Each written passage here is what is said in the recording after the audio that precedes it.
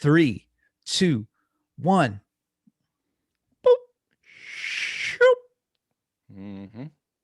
Welcome to the pocket.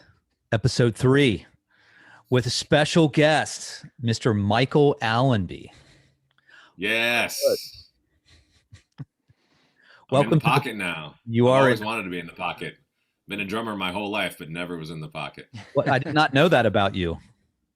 And I'm a drummer? Yes. Dude. Man's Search for Pocket by Michael Allenby. It's a long ass search. That's awesome. So Michael is an old friend of the band from Charlottesville, which is where you're at right now, technically Earlysville, I do believe. He is the founder of the Festy Experience, which is an upcoming venue experience that everything is going to play. Is been connected through a lot of friends over the years, and we're going to kind of dive in on his history and our connections and stuff like that. But before we get into that, Michael, how are you being a brand new father? I'm great now. Yeah, before I was a father, much less focus in life, much, things pulling me in all directions. But that's it's incredible. Wow, what a it's sort of like, my crude analogy is like when you get some electronics or something that's got like that little like film over the top of it and you don't take it off right away, and then later on you realize it's on there and you're like, woo, look at that, that's nice. Yeah. It's just like the world before is like, it's a little hazy, a little weird. Now I'm just like, oh, whoa, like, hey, that's some sci-fi shit. Like, straight up, we are the aliens. Like, picture of an alien and a newborn baby, identical. Yeah. Gigantic malformed head, little gray gangly body. I was like, oh, yeah, this isn't that confusing anymore. We're obviously the aliens. And then it just goes, ah! And then we're like, all right, game on. Not game on like a deer where they like run away and they're off to it's like, game on. Right. Tell me, what's totally. up? Like, totally. What's up? And Craig and I were talking about this a little earlier before you jumped on the other call, and it was just like, and then so that's where I am. Like right now, I'm just like, my like tools of self-awareness and breathing and all kinds of stuff I didn't have in my 20s, I didn't have in my 30s. Like, just to have that at all right now, and to know that that's what I'm bringing. I'm not bringing some strategy or needing to tell them what's going on in the world. I don't like, that's not like that perspective of father, of like, I need to instruct and be like, the thing is I need to do is just like bring the vibe. Totally. That's that's what and you can't fake it with these little these little nodes. Super sensitive nodes are just like, totally bad vibes. Okay. Yeah. that's what they're bringing. They're bringing that lesson. They're like, children are we create them, but really we co-create them with the universe, and they come from the universe, and they're just like, oh, and it's just like, I love holding newborns, because it's just like, it's that, like that little lump of like human is just like totally that, like whatever that is. And so, the lesson is vibrationally, like, can you be there with that? And it's amazing. And it's great that that's like step one, because it's like, all right, start with the basics, and then like all the advice and the, the parenting and all that stuff that can come later. But like, start with the basics, start with that, like that connection of love and, whatever you call that ohm is awesome.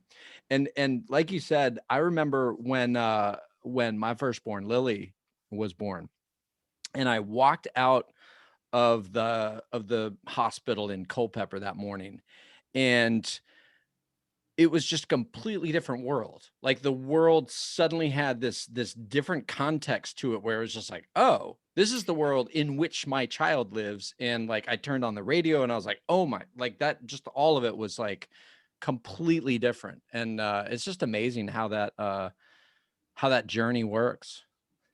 Yeah, totally.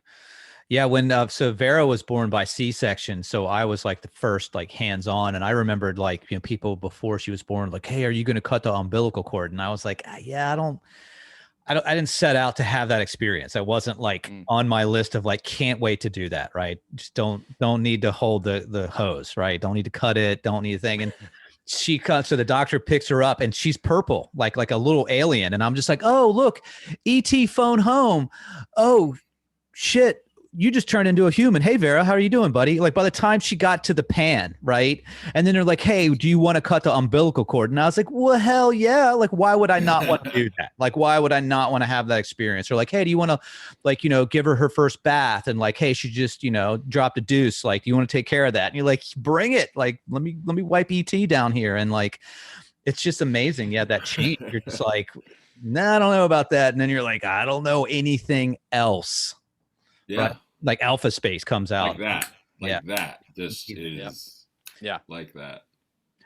Steven, Well, how are you, buddy? Like we have a new friend on here, but I didn't want to ignore you, even though I've known you for a long time. So Hey, how I'm are you here. this week?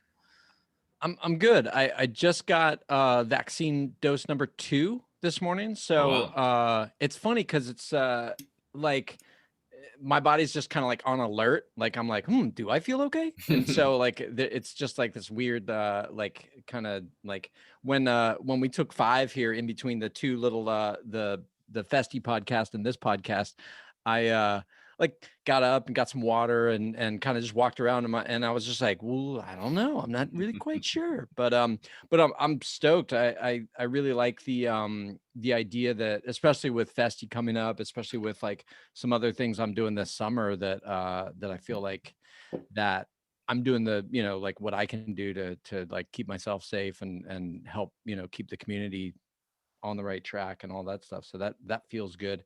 And it's been a really good week. The other thing I feel really good about is Light the Music is launching the Green Room, which is a place, right? Plug.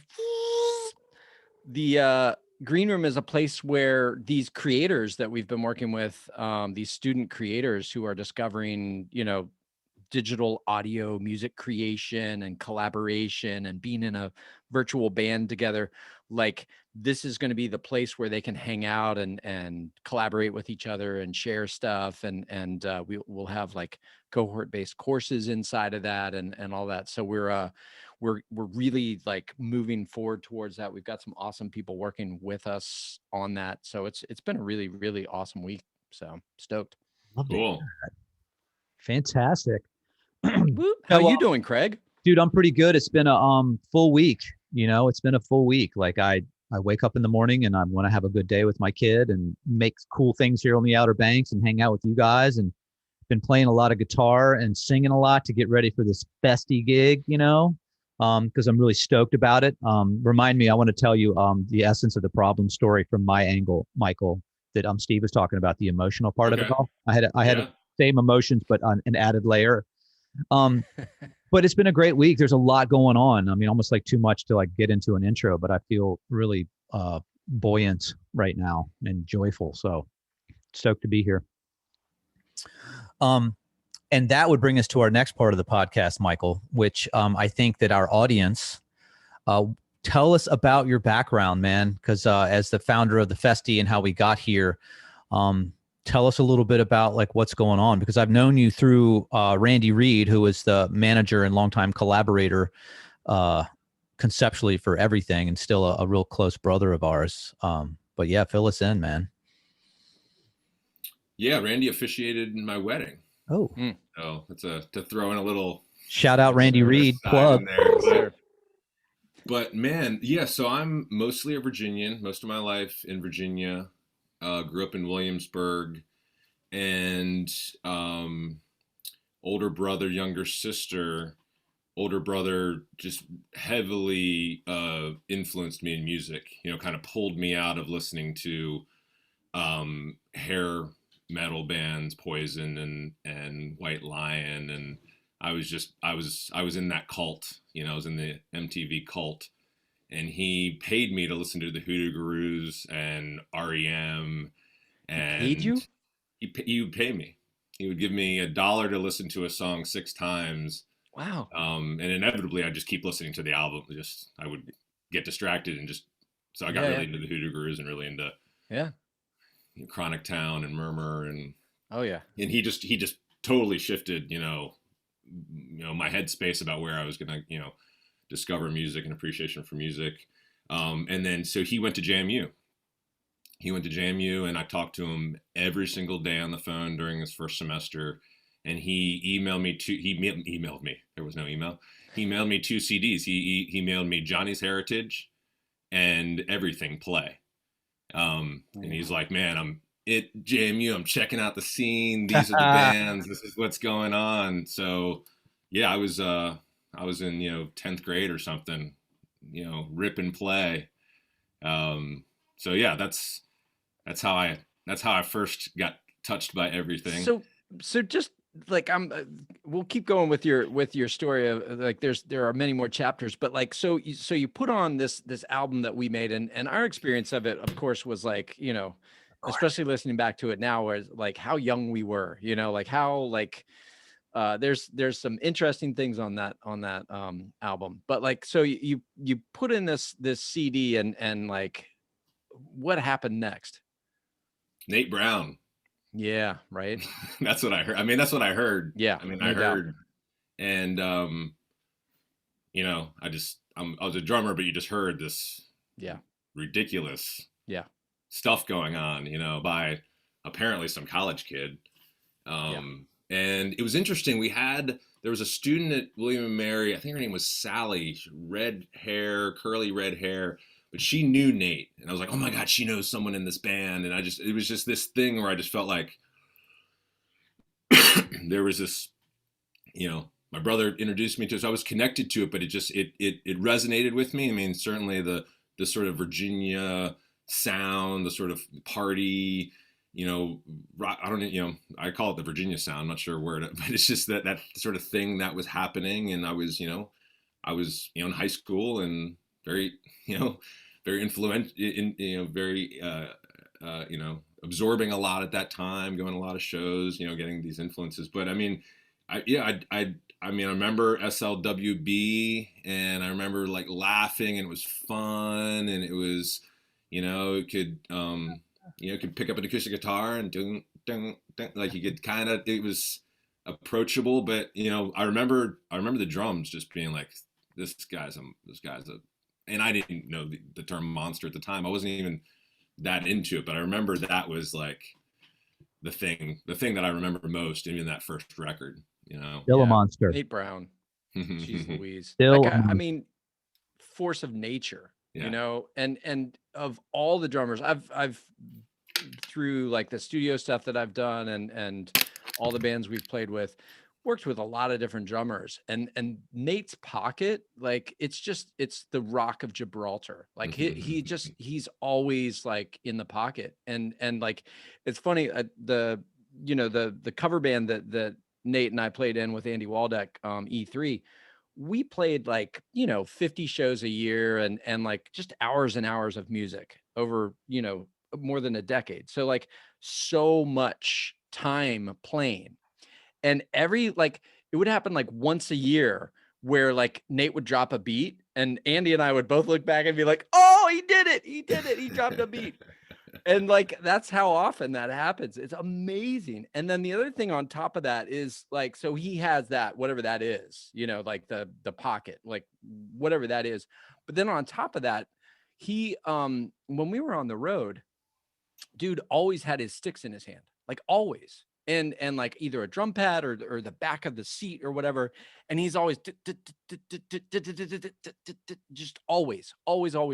And so like the amount of work that he put in on top of that, like innate talent, is just insane. So Nate Brown. Back to you, Michael. So you're at JMU. You got to early play stuff. Then what? Well, my brother's at JMU. I'm still in high school, but so yeah, I went to college in Connecticut, I got an engineering degree, but really I joined the activity board and, that was really my education, was playing concerts, booking, my sophomore year, I booked, Billy Joel solo, Dave and Tim on the first Dave and Tim tour. I did a big spring concert with the Connells and the Soul Coughing and the Violent Femmes and Biggie Smalls. Dude. Did you go? So that was it. My college was, University of Connecticut Engineering, but my education was like, they're going to give this 19-year-old kid the ability to just put on shows with not a lot of repercussions, related to it. Someone, advisors and stuff behind the curtains, like solving the problems. But, I'm hanging out with, introducing the Piano Man, or, hanging out backstage with Dave Matthews and, Michael McDonald as tour manager at that time. And,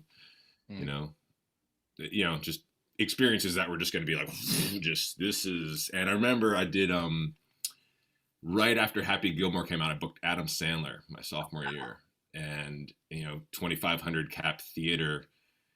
And he just shows up in a sedan visiting his mom in Connecticut, decided to add a show, and things sells out. And he just walks up and just like, starstruck, first thing ever hits me. It's just this,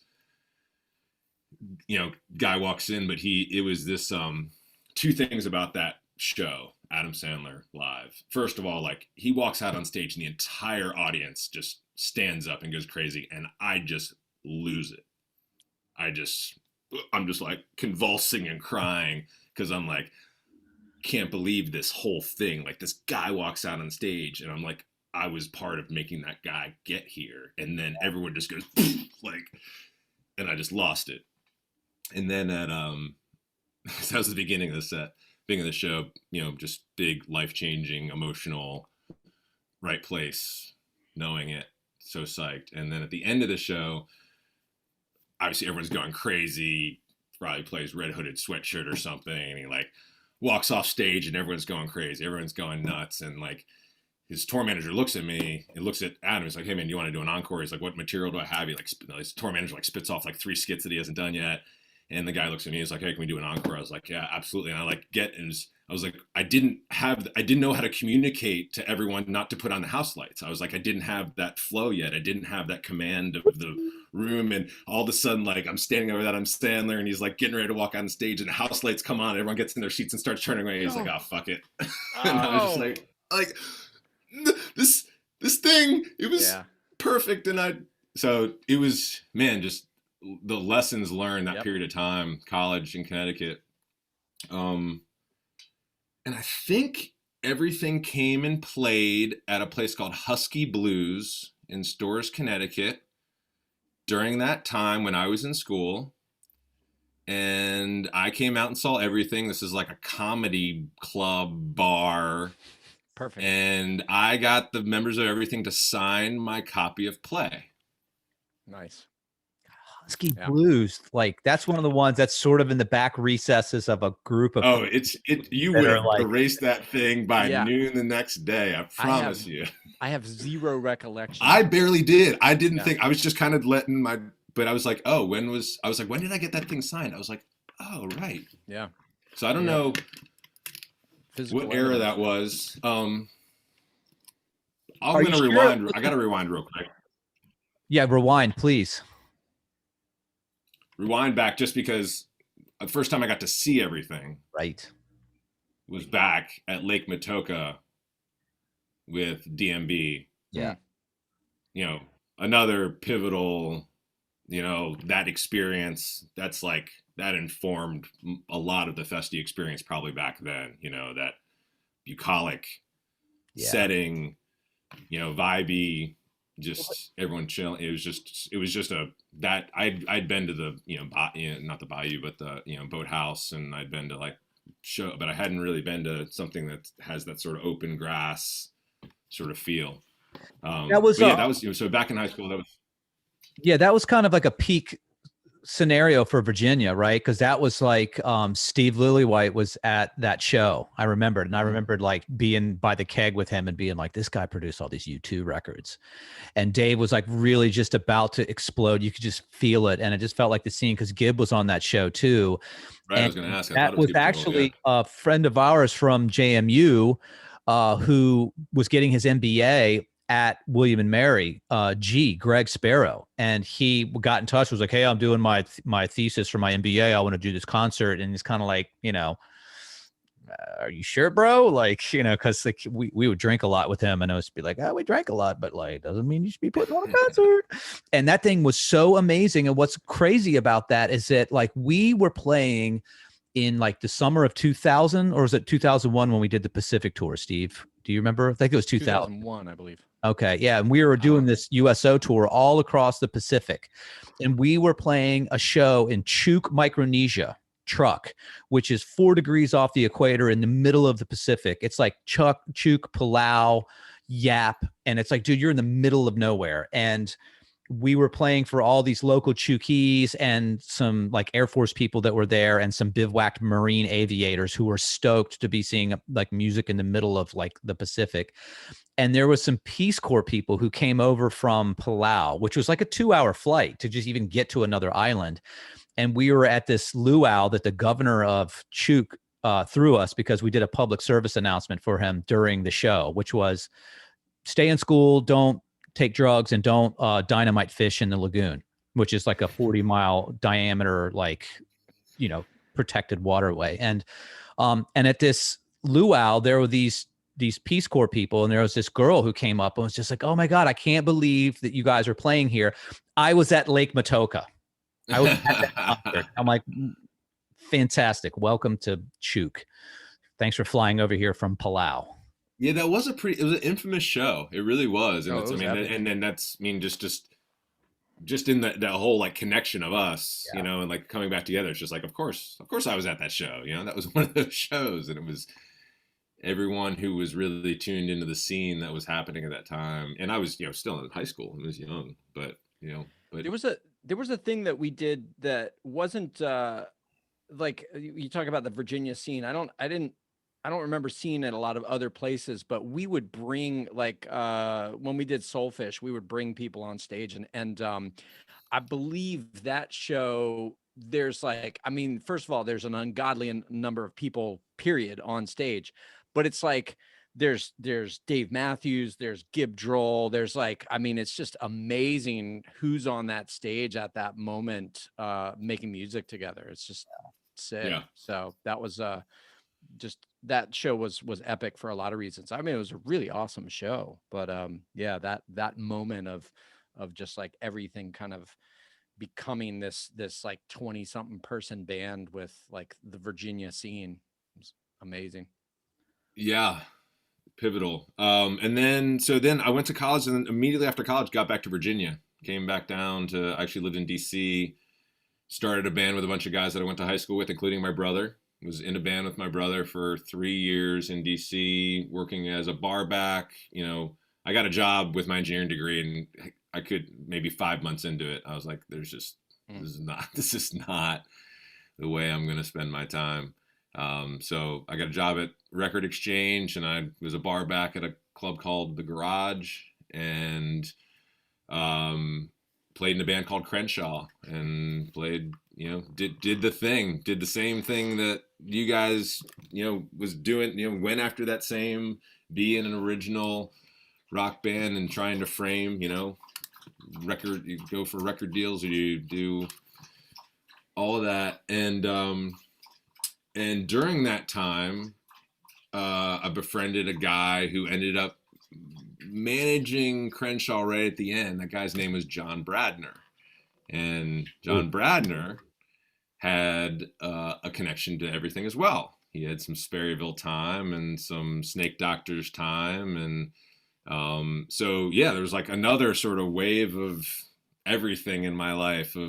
I actually moved to Charlottesville then. I got my first, job in the music business was actually the first employee of Sam Hill Entertainment. Hank Walls and I had actually gone to high school together. He was the same year as my brother. So that was, he brought me down to Charlottesville, and at the same time, Bradner moved to Charlottesville, and we all lived in a house together. So I got, my first year in Charlottesville had this other wave of, moving to a new town, getting back into the music space, starting to do some booking, and living and working, with Bradner on some projects. So there's another sort of crossover into the whole everything space. Actually, the woman who bought that house that we lived in was also from Sperryville. And also, I'm blanking on her name. She lives over on Douglas Avenue in Charlottesville. She's like she grows herbs. Oh. And Kathleen. Kathleen, yes. Kathleen bought there. the house that Bradner and I lived in. Such threads. Such Yes. threads. So John Bradner, I remember when he was like 27 or so, and I remember he being like, guys, I'm out of the music business. I'm going to go join the Navy. And it was just like this was later in life to do that. So John Bradner has been stationed in Norfolk, and John Bradner, my brother was a 30-year career Navy officer, and John Bradner worked for my brother in the Navy. So John Bradner is the only person on planet Earth that has worked for both of the Honeycutt brothers. And it's fun. I was driving with my brother, and he was still active. He was a captain. And I remember being like, he was like, hey, let's call Bradner, and so we call, and it's like, hello, Lieutenant Bradner. And my brother's like, hey, it's George. And he's like, oh, hello, sir. How are you doing? He's like, oh, I'm doing pretty good, man. I got someone here for you. And I'm like, Bradner. And he's like, oh my God. So it was, what threads. And Kathleen's a dear old friend of ours. I mean, she's like legit as a nationally known herbalist, man. She's super potent as well, and she's got strong connections with Rising Appalachia that's coming to play a gig too. So, oh, cool. Yeah. Look at us weaving magic. Kathleen kept my son out of the surgery where you get the tubes in your ears. So yeah. Wow. Yeah. Amazing. Cool. Yeah, she's great. Whenever I'm over in that neighborhood, I tend to see her, and she's always very friendly. And so that was right around 2001, moving to Charlottesville and living with Bradner and booking cover bands at fraternities for Sam Hill, and that sort of got me into the space. So that's from when I was at Sam Hill, Hank, we did a quick little side project called Sam Hill Presents, and we promoted one show. It was Gillian Welch at Charlottesville High School. Wow. Sold out 1,200 tickets, like batting 1,000, promoted one show. It definitely showed me that I wanted to probably be a promoter. It was kind of had that sort of that energy, oh my God, it was sort of like I remember I couldn't even watch that show. I just sat in the lobby the whole time at Charlottesville High School and just sat on a table. It was like it was like the Adam Sandler thing again. I was like, I couldn't even go in there. It was so awesome. It was like, and Gillian was like one of my favorite things at the time. I just couldn't go in the room. And it really proved to me that I wanted to get into this business deeper. I didn't want to be a middleman, which is what I was doing at Sam Hill. The middle, you're not the band, you're not in that business, and you're not the show, you're not in that business, you're in the middle. I was like, I don't want to be an agent. I don't want to be a middleman. Either, at that time was, I want to produce shows. Hank didn't want to. He very distinctly did not want to go into that space. He liked being the middleman. His model was always to be the agency, to be the booking the shows, but also to do more, focus more on like events and cover bands and that stuff, right? Was that always no, that evolved. He okay. At the beginning, he was the I don't represent any band's agent. So I don't, we're the East Coast Entertainment and some of those other agencies, they would have those in-house exclusive bands. Right. And his original line was like, hey, my commission's a little cheaper and I can get you anyone you want. I'm not going to sell you something you don't want. So right. Nice. This was early on. This was the very, very beginning. And he was, Sam Hill's evolved quite a bit since those days. Yeah. E3... But he just wasn't comfortable being in the actual risk game concert promotion business. Yeah. Even after a great successful show. Yeah. It just was clear it wasn't the space that he wanted to be in. We signed exclusive with them. So they were, like the decade that E3 played shows.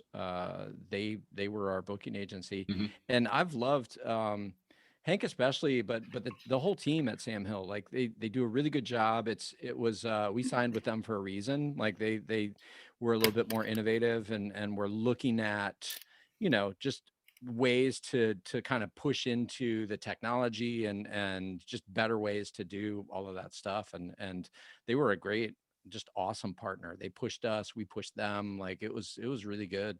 So like super shout out to them. Totally. That's what it, I mean, that whole space just needs tight information. And Hank just jumped right into that database point of view of just like, if you just get all the boxes checked, there's no problem. Yep. And if you can make it no problem for a bride, then you're a magician. Yep. Totally. Huge. So tell us, like, so you evolved into a little red light management action, and then into the artist farm. So take us through that a little bit, because I think we're getting. Well, that's right. It's right when it happened. What I remember when I was sitting in the lobby, sitting on that table, nervous as hell, is I saw Chris Tetzelli leave the show halfway through, get in his car, and about 6 months later, I worked for Tets. Oh, sweet. So yeah, I left that. I just left a big impression on the community. I think a lot of people were calling Red Light for tickets, assuming it was a red light show because there was no other promoter in town. And it just I was able to get the attention of sort of the music industry zeitgeist at the time. And at the same time, I had a friend, Chris Sampson, who was working there as a day-to-day manager. And he lived on the same street in, downtown Charlottesville. And he took me up to DC to check out a band he was managing. On the way up, he told me what band management was. And I was like, holy shit, that's what I should be doing. I was like, I didn't really know it was a thing, but he told me. I was like, get me in on that shit. So, I don't know, right around that time, I called Corin out of the blue and was just like, I was kind of promoting shows and Hank didn't want to back and support. I kind of felt like loose, and I just kind of felt like I should be part of something and doing something, and not just, I was like, I don't really know this town that well. So I just cold called Corin and I was like, hey, I'm doing a bunch of shit. I want to do a bunch of shit. I was, there's a place up in the corner called the Satellite Ballroom that I was starting to buy for. And I was just like, and Corin's like, what do you want to do? I was like, so I just started, I just got all these, like, I was like interviewing for the head of marketing for Music Today and all these random things. But then all of a sudden, Chris Tetzelli started signing a bunch of bands and needed a manager. And I just, he was like, did you do that Gillian Welch show? I was like, yeah. He's like, and like a couple of weeks later, like that was my card. I'd done that. I'd pulled off a proof of concept. So yeah, man, Red Light, basically like the Harvard Business School of the music industry. I mean, especially during that era. Yeah, totally. Because it was, still out at Seven Oaks at Corin's house, still had there were no other offices. It was all out of there. And it was, it was just a incredible time, exciting time, sitting in one room with, Randy Reed, Adam Foley, Chris Tetzelli, Chris Sampson, just the discussions going on in that space, just like sitting there, like ATO happening and growing and decisions being made around that. And I'm just like, it's all right in my ear. Like, I'm just sitting, and then, growing to an office downtown, and then the whole thing just went, and to be a participant in that is just something, it's just a priceless experience, as far as just, especially because Corin was just an intense innovator at the beginning. Just Music Today and ATO and the whole Dave Matthews, I'm going to own our whole ecosystem, and just like, just that whole thing, to be present for it. And part of its next, that thing where like Bruce Floor came in, and now it was really getting into the, like, not just the indie roots jam scene, but now getting over into the actual, music industry, at large, being a player. So I was a day-to-day manager for North Mississippi All-Stars and the John Butler Trio and fucking Los Lobos, and like, dude, you were doing Los Lobos?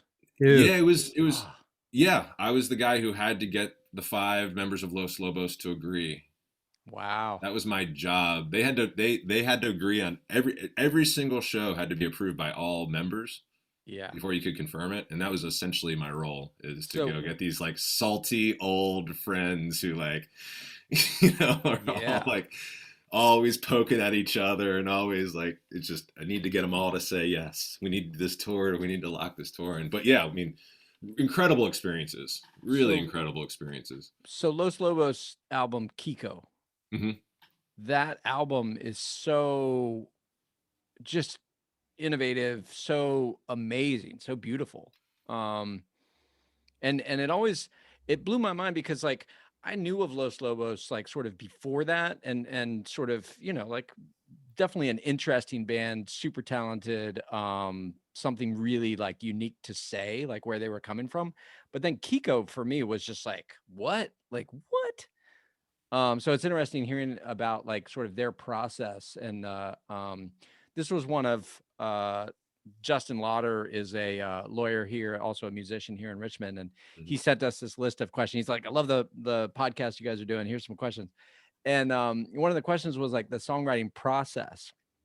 So this is a multi-tiered question. It goes back to like sort of build, test, learn, and maybe some stuff that you learned even as an engineer of sort of that process of how you get from like an idea to a something, you know. And like we're so working with Los Lobos, whether it was for Kiko or for something else, like that leap into the unknown, you know, which is like creating something or putting on another, you know, show or doing whatever those things are. Like describe that process both for you as like, because I know you've got like the designer chops too, of like really like a lot of it's about saying no to stuff, and but that process is like juicy. So talk about that like process, if Los Lobos is a good like example of like how to go through that. Like what are things that you learned as you did that stuff? Wow, what an incredible framing. Um, I mean, I could describe. I mean, there was one record, one Los Lobos record that I was sort of involved in during the Hmm. period of time that I was working with them. I mean, there's just so much to talk about Los Lobos as a band. Um, can you reframe your question in a different way? I And just Yeah. want to So make it was sure. mind blowing, Steve. The framing of the question was its own thing. yeah. Yeah, it It was like was. a little piece Um, of word art. Yeah. So I'm just fascinated with the process, like the creative process to get from like an idea into something that works, right? yeah. So with Los Lobos, that's a really interesting, like sort of petri dish. And so you're working with these guys that are sort of like, you know, Oh, this is yeah. have a bunch of different sort of agendas or sort of criteria. And then like, so to make this album, which album was it? It's called The Town and the City, Okay. which they have a lot of different types of albums, but Yes.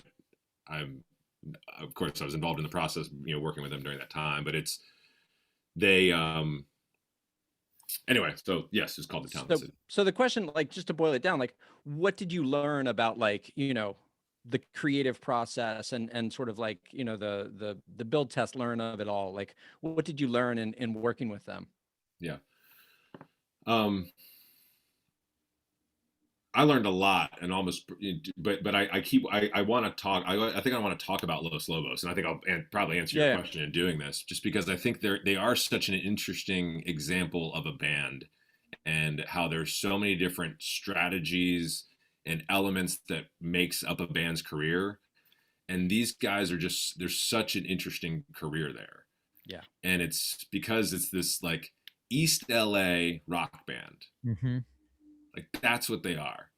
They're this really rockin', tight, deep rock band from East Los Angeles, and um, you get this flavor of this Brooklyn Jew, Steve Berlin, who gets thrown in there because he was he was in a punk band called the Blasters, I think, and they crossed paths, and he kind of split over into Lobo. So the chemistry of that band is just so really, you know, because um, volatile was the word that came to head. yeah, I yeah, didn't yeah. want to say that word, but because there's like you have like this like family of some of the original characters and this sort of Eastern Los Angeles culture, which is just a space that I was personally just wasn't that deeply aware of.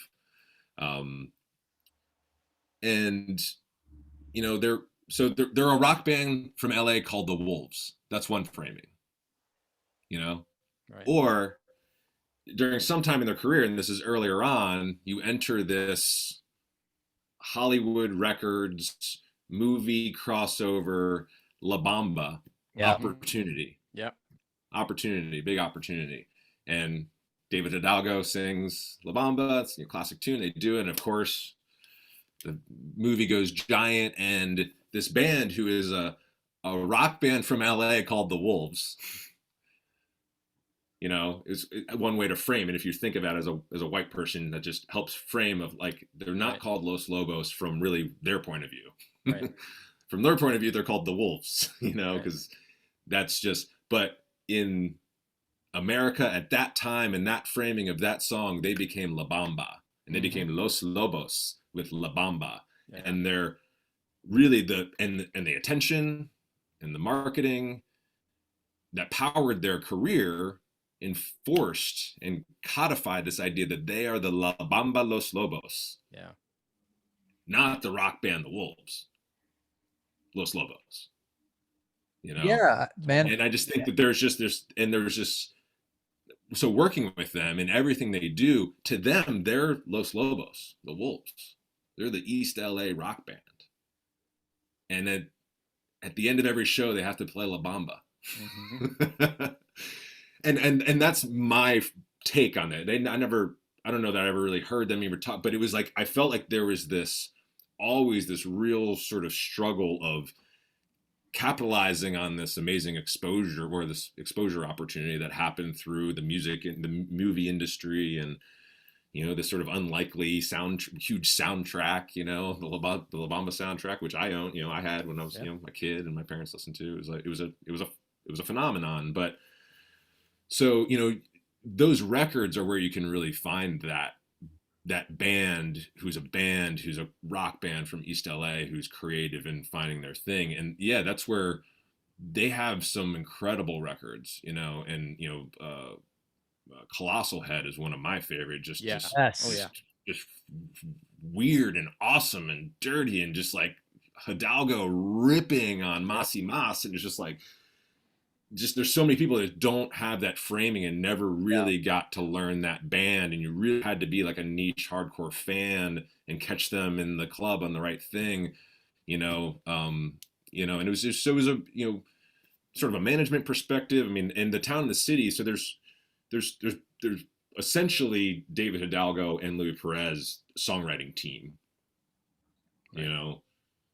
Words and music, Louis doing most of the writing, David doing the music, and that's a lot of the, you know, the more artistic, creative influence, indie influences that you hear that come in that creative piece. Caesar's on the other end of the spectrum, and he'll write a nice banger, you know, with a little Spanish flair, and you know, he's and then, you know, Steve Berlin's a producer. He produces records, and he's, you know, he comes very much from the technical side of stuff. So you know, a lot of the records I think have that influence. You're getting that Hidalgo, Perez chemistry, songwriting team type thing, which has its own. I'm blanking on the name of their side project right now. They have a side project that really leans into that side of it. You know, they have records, etc. I'm just having a brain fart right now on what that's called. Word. Their other project. So you graduate from Red Light to the music. That's a good word for it. For the Artist Farm. Music Farm's a club in Charleston. The Artist Farm was the cutting edge, innovative artist management company that. Yeah, the Music Farm was one of the things we thought to call it, and of course that was already taken. Yeah, so Tets went out to Colorado, started Red Light Denver, and myself and another day-to-day manager, Ben Coe, split off from Red Light, and just, you know, we had just come from the world of artist management. I mean, world-class artist management as far as what was happening in that time and the growth of Red Light, and, you know, big careers growing, and and you know, we, you know, continued to want to serve artists and wanted to do what we could in that space. And, you know, imagine that we were going to become artist managers, but sort of quickly, right after being there, kind of after the smoke cleared of being on a red light, we were like, what does a manager do exactly? Like I'd just been doing it, I think, or Right. dated like, but it was just like, it was just, it was a weird value proposition to me at that time because I wasn't really sure what was happening at red light. And when we were there, it was all moving and growing so quickly. And we were really interested in sort of, as day-to-day managers, sort of sharing systems and information and like creating ways, because we were always just kind of slogged in our email. Like there's a show popping up or something, something has to get put out. I was like, can't we, like the internet was happening, Facebook, you know, it was just like, there's like systems and stuff we could be creating. And Ben and I put a fair amount of energy into seeing if that could happen inside of red light. And it was just clear that growth was happening, and organizing it and getting it dialed in was not on the agenda at that time. So that's what really inspired the Artist Farm, which was, what if we took all of the stuff that we were doing as day-to-day managers and just organized it into a set of services and just offered that to artists, rather than, hey kid, you need a manager, you're going to pay 20% and you're going to get everything, you know, included in that, you know, just taking care of everything and wiping your butt. You know, like what if we're like, we don't want to wipe butts, not on the menu, but we could help you create a good website. We could market your tour dates. We could do that for $100 a tour date. You know, we could do it, like break it down to a set of like, what are you actually doing, manager person? And can we come up with some value proposition that's fair to compensate you for that? So that was the idea of the Artist Farm. And we literally created a menu of services, and, had, maybe 10 or dozen clients starting out, basically artists who were self-managed or their manager didn't need a day-to-day manager. And we were like a good option for like a day-to-day manager, or like, so I think it was, a sound concept, scalable concept, could have turned into software or something, or that was sort of the vision. And a couple things happened. One of those bands that we were working with was the infamous String Dusters. We're sort of doing the services for them. And at the same time, Ben Coe had his first child, and the business we had created was not going to sustain a child. So kind of I slipped back into artist management right at that point, and Artist Farm went from being this, services thing, which was really Ben's systematic mind of really creating those things and executing them, and my being able to tell the story of the systems, and, it's integrating with the artist, and, communicating with the artist. And really the best thing that I liked and thought was the most productive thing that we did with the artist as part of our services, part of doing services with us, is once a week we would get on the phone with you and do a session like this. And that was always it was like a coaching session. They really liked it. And from there, I really just, grew a great appreciation for the infamous String Dusters. And when the system of the Artist Farm kind of went away, it kind of graduated from me going back into artist management now independently through the Artist Farm. And to fast forward a bit within that is, my approach. Well, first of all, my approach in artist management was, I'd seen lots of different approaches to artist management when I was at Red Light, but there is definitely one approach that is the approach that is the idea is the artist needs to be managed. Like they are somehow not fully functional, and we need to craft, augment, supplement, suggest, bring in other people, bring in other stuff, and that thing needs to be managed, needs to wear different clothes, needs to be on a different schedule, needs to have a different idea of what this hook sounds like, whatever it is, they need to be somehow managed in some way. And then the other approach would be that the artist is actually the only person who knows what's going on. That's why everyone goes into a room and stares at them and pays money to do it. So what they really need is they need whatever they're doing to be brought to the surface. They need a team put around it, and that team needs to be managed. So more like empowerment. Sure. Yeah. Or, to me, the skill is, the management is coaching. It's not really managing. It's right. It's like helping that they're just may have trouble articulating exactly what it is that what they want to do fits into the zeitgeist of business. Right. But it's mostly that they often get stumped at getting out what they are trying to say. And then it's really a bunch of people that once they can really get it out and say it and believe it and not feel like they're defending it, or once that gets out, then you create a plan around it.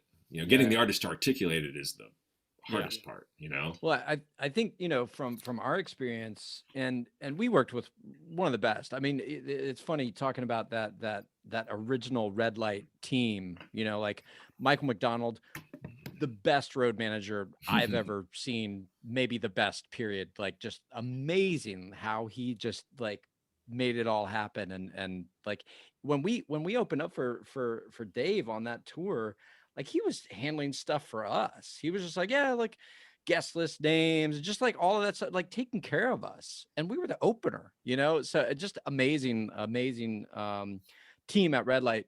And then Randy, like, you know, so we came up out of JMU with Randy Reed as our manager from the jump. Like as soon as we went full time on the road, he was our manager. And I think partly it's like sort of a testament to him, like how crazy we were. I mean, we lived into the band everything name. We lived into that aesthetic. We were completely all over the map stylistically, what we wanted to do. We were like day to day, we were so like, you know, just like the ideas that we had and the things that we wanted to try. Like there's a wonderful fearlessness to that. There's a wonderful like experimental like awesomeness to it. And then there's this other part which is just like crazy making for like if you're trying to do like branding or you're trying to do like, you know, like any of the business stuff, you know. And I think Randy, like hats off to Randy for like, you know, being a fantastic manager. But I think we might be a case study of like how we really did need, you know, somebody that was like, okay, we're headed in this direction, right? Okay, cool. Here's what that means. Here's what we're doing. And like, I think without Randy, I can't even imagine what we would have been able to accomplish, you know? Yeah, absolutely. And I think there is still that the je ne sais quoi to the manager relationship. Yeah. But really, I mean, there's only one qualification that the manager has to have, is that the band calls them the manager. Right. Right. Everything else is negotiable. Yeah. Everything else is on needed as needed basis. But as soon as the band doesn't call him the manager, no longer the manager. Like, Right. you know, and that's like that fact coupled with the artist farm concepts, you know, and the philosophical concept of who's leading this really, whose idea is it? Right. I mean, I've more recently gotten back into management actually. So I've had to, you know, realizing that some of my own creative input as a manager. And I read a really exciting, it was an exciting book for me. It was about the Black Crowes. It was Steve Gorman's book, the drummer for the Black Crowes, writing. It's called Hard to Handle, the story of the Black Crowes. Yeah. And just hearing about Pete Angelus, that manager, and really the role he had in the Black Crowes. And it's still something that I haven't settled into exactly. And with the artist I work with now, I'm still like, how much do I want to bring my vision here of what I think they are, what I think they can be, and what I think is possible versus I think the purest sense is if you can really tap in and have the skill, you know, and the coaching skill to really ask the right questions of the artists so that they answer with that laser focus that came from them, Totally. you know, versus needing to be sold on them. And I think that, I mean, I'm not there yet in my skill set, but I think in the meantime, you end up compensating with some of your own stuff and needing to steer it. I'm sure, I mean, especially at that time, you guys were in still major label hot world and deal making and radio. And I mean, there was a potential, you can call it an opportunity. I mean, Los Lobos, that other analogy, it's like, well, what if La Bamba never happened? Right. Like maybe Los Lobos would never exist. It would have totally imploded right away. Or maybe, you know, it just, you know, I don't want to speculate. That's not the point, but, you know, and yeah, Randy, you couldn't ask for, you know, a more gentle manager. I mean, like grounded, you know, like that was, I think that was the thing that we needed, was like that groundedness, you know? Yeah. So that's, he's, he was when Ben and I were leaving Red Light, you know, he and Adam took me and Ben to lunch and sat down, and we were just kind of brainstorm for a second. Like, sure you're leaving? You sure we shouldn't be like doing something here together, just like before, just, and he's always been just totally kind. And then of course, I mean, my wife and I, who have, I think, grown more similar over the years that we've been together, but even when we were getting married, we're, very different people, and trying to find one way that we would get married and one person. Randy Reed. It was just like it was like not like we couldn't probably think of any one other person that we know who we would trust to be there, that we would both like, it would just suit kind of everything. Right. Not to mention the actual job that he did officiating, which was like like Oscar winning, badass, writing, directing, and acting. But that's such a role. Like the officiant is such a role. I can't believe I asked him. I can't believe he said yes, and it's cool. it's such a gift. Yeah, it is. It's such a blessing. Like that. It's just not going to take it lightly. I mean, yeah, totally. So what I'm feeling here, Michael, is that you are we're in your evolutionary path where you are coaxing some information out of the infamous String Dusters, and it is leading to something called the Festy Experience. Yeah, exactly. That was my management style. I was like, okay, what do you guys want to do? And they were like, bluegrass festivals suck. I was like, what do you mean? Well, there's no hospitality. The production's horrible. These like traditional bluegrass festivals. That was the space they were in at the time. They were in the traditional bluegrass world. So they were like, I was like, okay, let's make your own festival. Like, we can do that. It's like, yeah, sure. And their biggest market, they lived in Nashville at the time. Their biggest market was Colorado. So we started sort of thinking about that. And then a guy that I went to high school with, Justin Bilczek, had started to look to do some shows, and had found out that there's this place called Devil's Backbone that was being built. And that guy wanted to start like doing events there and have things there. And Justin called me because I had been managing a band called Old School Freight Train. And he called me for that band. They had just broken up. I just started managing officially the String Dusters. They had one hole in their calendar between Kentucky and Pennsylvania on a Saturday. And it happened to be this day that Justin was doing this thing called the Brew Ridge Trail Music Festival out at Devil's Backbone. Justin had just seen the String Dusters at Delfest, which is another festival that he worked for. And we got it done like on a phone call. And that got the String Dusters, me, Justin, Benko, and John Spagnolo all at the same time with Devil's Backbone standing on that property for an event. And we were like, wait a second. We don't have to go there. And at that time, a bunch of stuff happened. 3 of the String Dusters moved to Charlottesville. And we started, I basically started, I feel my role in that was letting Justin do his thing in learning how to build festivals and design festivals, which is what he was doing, and letting the String Dusters create an event that was going to be the best experience for them as artists from the artist point of view, and also for the fan and the fan experience. And that's a lot of those early ethics of just, being a more boutique event, really thinking about the lineup and trying to really booking career artists, and not trying to get like the thing that's popping and flipping right now, and really just building around fans and careers, and just keeping it really hospitality focused, and I mean, that's where the term came out. It wasn't a festival. It was an experience. It was the Festy Experience, and that was from the very beginning. That was the idea, is that, we're not trying to build some big massive thing. We're really the experience from the artist point of view, and the experience from the fans' point of view, which was, where Justin was helpful in focusing. And then, it was just, and it became this cool petri dish. We just kind of rolled the dice and tried something, and then then you've got 13 partners in a business. That's a once a year, weather dependent Perfect party. Well, it was interesting because for a few years it looked really good. Yeah. And then we all grew in different ways, and we became different. And just as things played out, I stopped managing the Dusters, and in that process they parted ways with Festy. They were integrated into it. They were like the host band, but to me there was still something in Festy that wasn't done yet. I mean, there's sort of a few year period of time where like the team, the band broke up in a way. It's Right. like Justin and myself and the Dusters, we all went separate ways. And I was just the one who was like, I don't think Festy's done yet, just because we're not working together. I still think there's something in this name, in this brand, that I'm not done with yet.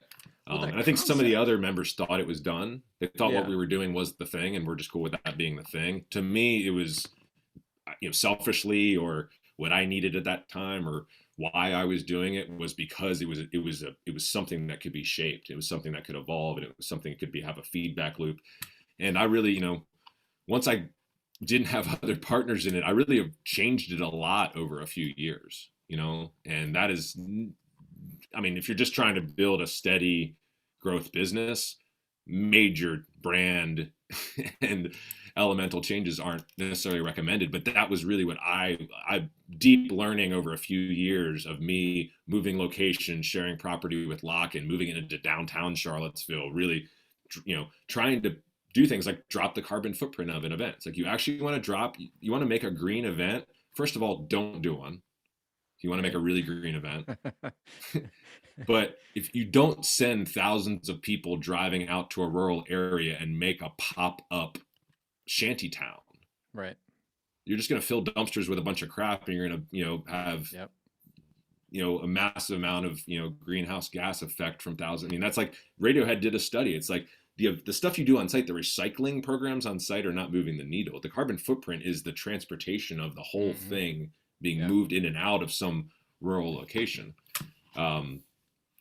So yeah, I mean, I was always tweaking, always steel cup program, getting rid of single-use plastic.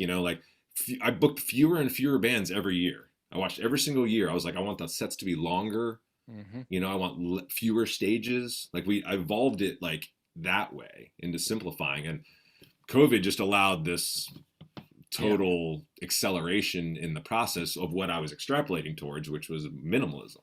Right. It's like, what is this? How can I get this vibe, but without this big, risky, crazy, wasteful thing? That was always in the back of my head. That was motivating me to keep doing Festy every year, even if years it didn't make money, or it wasn't, it didn't seem like it was worth the effort. It was like, there's something here. There's some way to do it. And that's, that it sort of, when COVID hit, I had this brand and I had this thing, and I just had this permission to do whatever we wanted with it. And I just went super extreme with that. It was like, what is the lightest feather thing? What is the essential elements here? It's like one artist and just their hardcore fans, and the setting, you don't need anything. If you put it at Lake Eden in Nashville, you put it at, the Nature Reserve in Charleston, or you put it at Chisholm Vineyards in Earlysville. It's like, you don't need anything else, really, if you can set that up. So yeah, that was like, Festy has just been this, my wife calls it our firstborn. It's been this, it's been this project that, I don't think it's certainly not done yet, but I feel very excited that what Festy is now is, it's fulfilling the reasons that I have been doing it for over a decade. There were lots of different partners and lots of different reasons people were doing it. Devil's Backbone was doing it to sell beer. Totally cool. But there was lots of different reasons people were making that event happen. So yeah, it's personally fulfilling to me that I, continue to work on it, but mostly that I feel like it's getting down into something that I think is scratching an itch of a, of a need, and something that I think that it could really add value. I think in the last few years, a Roots Music Festival in the East Coast, I mean, there's dozens and dozens and dozens of them. I mean, I don't know where we were really adding value, across the board of what was going on there.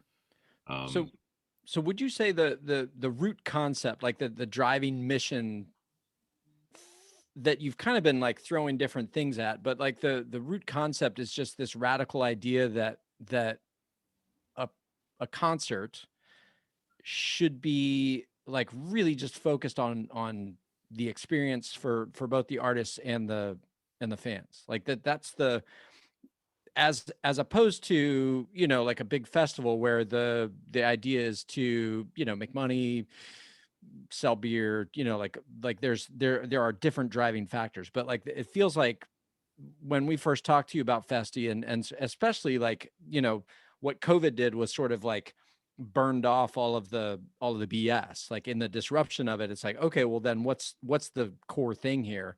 But would it be fair to say that that's like the sort of the radical concept that Festy has like sort of at its root always sort of been like, okay, well, what's the optimal user experience here?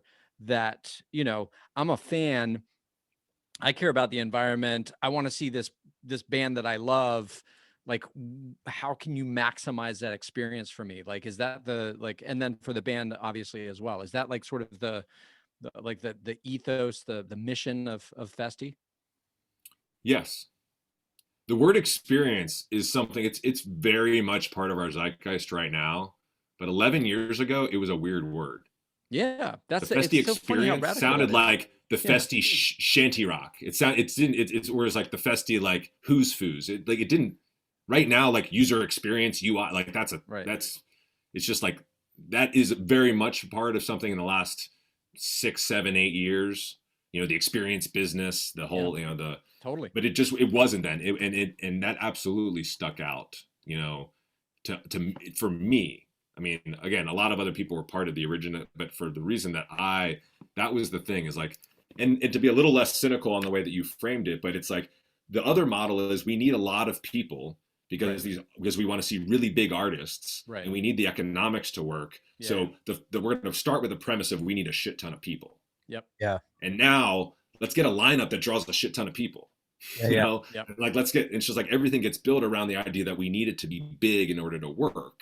Right. And we could get into the reasons of why the history of the music business and, that the concert ticket has always been subsidized, starting with the record business. There was tour support back in the day. It was never built to be economically sustainable. So we keep layering on all these costs, but without increasing the experience. Right. The amphitheater experience is still the same as it was in the 70s and 80s. You still are out in the suburbs, caught in traffic, sitting in a big parking lot. It's still the exact same thing. Nothing is improved in that experience.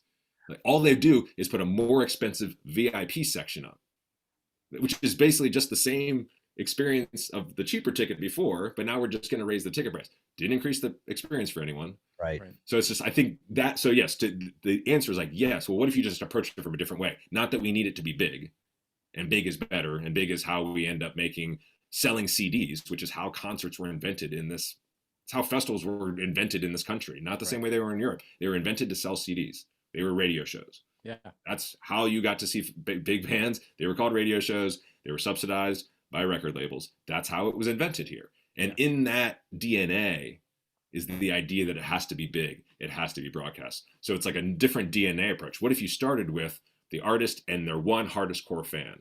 Right. Well, that's probably not enough attendees for how about their 10 hardest core fans? Or maybe 50, or let's start from there. Yeah.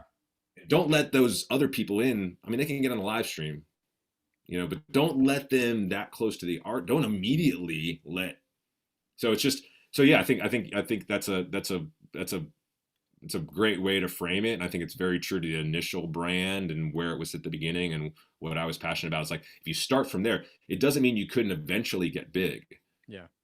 But you have to create, it's almost like creating software. Like you have to create the little thing and it has to work, and then you can scale it, but if it never worked, and that's where I'd done a New England version of Festy before. The idea of doing a more boutique event in several places rather than creating one giant destination thing has always been part of it too. But before is like, I just took a normal festival and tried to do 2 of them. It was just like, that wasn't, you need to get it down to something that can actually scale and move. Two big inefficient things doesn't naturally just make it more efficient. Totally. Putting them next to each other. It's just to like sort of to illustrate the other model.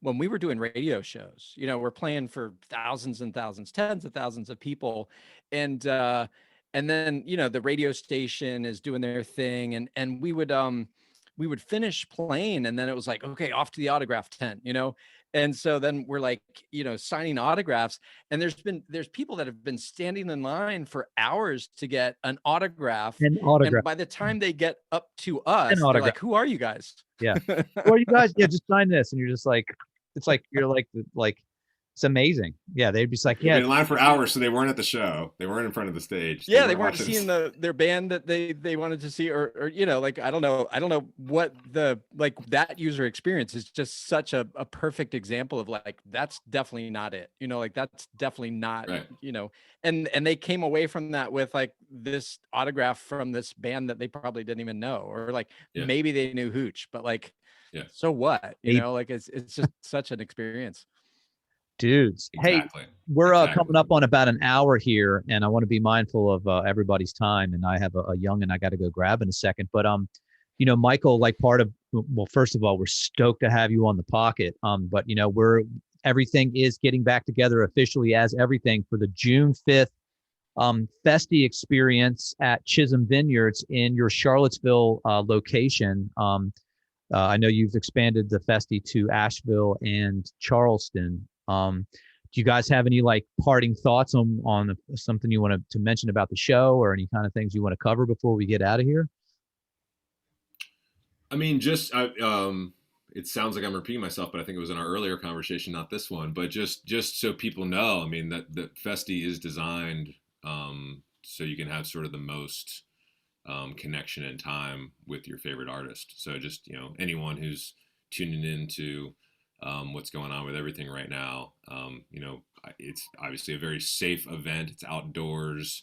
The tickets are sold in these sort of VIP suite pods where you've got a QR code where the food, beverage, and merch just gets delivered to you, basically, so you don't have to miss a song. You can hone in and focus. We've got amazing Blue Ridge Mountain views, you know, estate grown wine right there on site. So it's you know, as you articulated there, Steve, it's an experience, and this is I think has the largest experience, certainly to environmental impact ratio, of anything that I've ever designed. And we're hearing, and I'm not only like excited about it personally just because I like the way it looks and feels, but the feedback that we're getting from fans has just been great, that they're just like not only appreciative to see music, but they're like, I like going to clubs sometimes that's the vibe. I like going to a festival where it's more social and more you know, discovery based. But you know, for demographics and for, you know, certain audiences, especially, you know, coming on these times, I think some people just want to go listen. You know, they just want to go listen to some tunes, and they want to actually hear what's going on. And I think that's the option, that's the opportunity for people. Love that. Awesome. Steve, you got anything you want to cover, brother? I'm just so excited, and I'll say it again. Thank you so much for creating this opportunity for us to play a show, to make it really count for fans, and make it safe and all that stuff, which is like sort of would have been the deal breaker otherwise. But like that opportunity to play music with people again. Thank you.